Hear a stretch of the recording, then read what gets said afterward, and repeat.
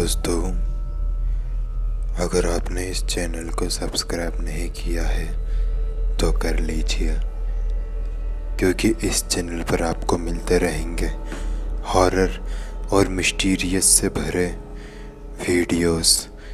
आज के वीडियो में मैं आपको चेतन जी के साथ में घटी एक सच्ची घटना सुनाने जा रहा हूँ, जो उनके साथ घटी थी सन 2017 में। और अब आगे की कहानी मैं आपको सुनाऊंगा चेतन जी के पॉइंट ऑफ व्यू से।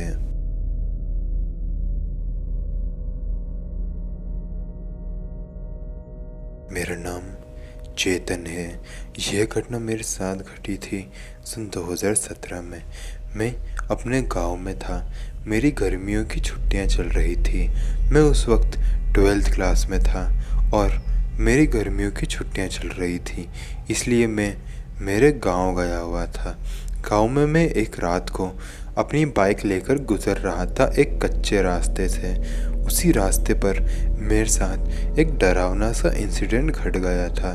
तो दरअसल हुआ ये कि एक रात को मेरे नाना ने मुझे कहा कि मैं किराने की दुकान पर जाके वहाँ से 1 किलो शक्कर ले आऊँ। गांव में जो है दुकानें दूर दूर होती थी, इसलिए मैंने बाइक उठाई और मैं उसी पर किराने की दुकान पर जाने के लिए निकल गया। मैंने पैसे रख लिए थे और मैं बाइक उठाकर उस रास्ते पर निकल गया। लेकिन मैं जिस रास्ते पर निकला था उस रास्ते पर मेरा कोई इंतज़ार कर रहा था, इसके बारे में मुझे नहीं पता था। तो जब मैं उस रास्ते पर अपनी बाइक चला रहा था तो थोड़ा आगे जाने के बाद मुझे एक बच्ची दिखाई दी, जो कि उस रोड पर बेसुध होकर चल रही थी। उसको देखने से ऐसा लग रहा था कि मानो उसने दारू पी रखी हो।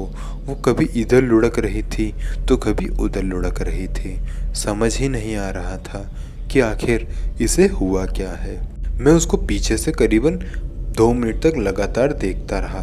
फिर मुझे ऐसा लगा कि शायद मुझे इस बच्ची से बात करनी चाहिए, इसलिए मैं अपनी बाइक इसके सामने ले जाकर खड़ी कर दी। लेकिन जब मैं अपनी बाइक इसके सामने लेकर गया था तो चंद सेकंड्स के लिए मेरी नज़र इससे हटी थी, क्योंकि जब मैं अपने बाइक स्टैंड पर लगा रहा था, लेकिन जैसे ही मैं पीछे पलटा तो मैंने एक ऐसा दृश्य देखा जिसको मैं अपनी ज़िंदगी में कभी नहीं भूल सकता।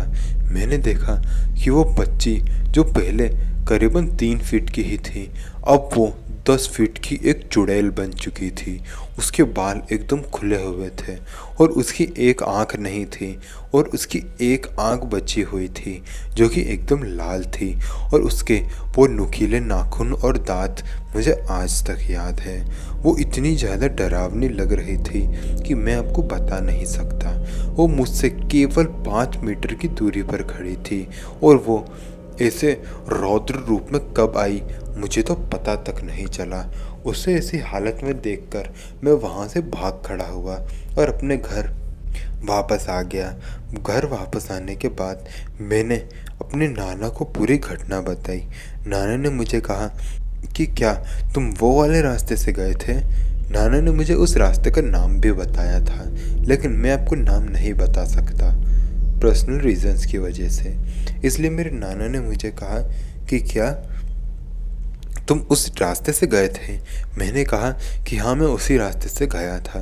तो नाना ने मुझे बताया कि उस रास्ते से रात में कोई भी नहीं गुजरता, क्योंकि बहुत सालों पहले यहाँ पर जो है एक लड़की की मौत हुई थी और उस लड़की की आत्मा भटकती है रात में उस रोड पे, इसलिए वहाँ रात में कोई भी नहीं जाता। अगली बार से वहाँ मत जाना। वैसे तो वो किसी पर हमला नहीं करती, लेकिन तुम शायद नए थे, इसलिए तुम्हें डराने के लिए और ये बताने के लिए कि तुम यहाँ वापस कभी भी नहीं आओ, इसने शायद उसने ऐसा रौद्र रूप धारण किया होगा ताकि वो तुम्हें डरा सके। खैर, उस दिन के बाद कुछ दिनों बाद ही मेरी गर्मियों की छुट्टियां ख़त्म हो गई और फिर मैं मेरे घर आ गया।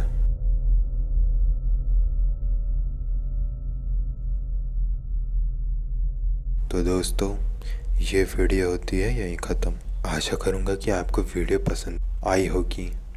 मिलते हैं नेक्स्ट वीडियो में। तब तक के लिए जय हिंद, जय भारत।